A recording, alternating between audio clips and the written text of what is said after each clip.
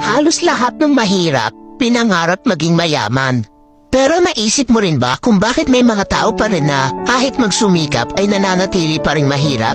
Dahil kailangan talaga ng mahirap sa lipunan. Isipin mo kung lahat ng tao ay mayaman na, sa tingin mo ba may mga construction worker pa na magtitiis sa initan para lang kumita? Kung mayaman na silang lahat, sino pang gagawa ng bahay?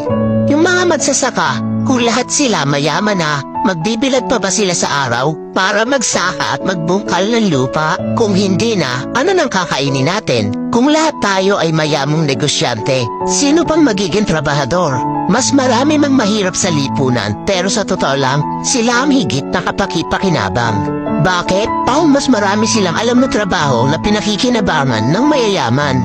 Tulad ng isang kumpanya, hindi iyon magiging maunlad kung walang mga empleyado. Kahit na gaano kahirap ang trabaho sa isang kumpanya, kahit na masama pang ugali na nagpapatrabaho, di ba natitiis ng taong gipit? Lalo na kung may binubuhay na pamilya. At higit sa lahat, hindi mo makikita ang tunay na mapagbigay at matulungin sa kapwa kung walang mahirap na tinutulungan.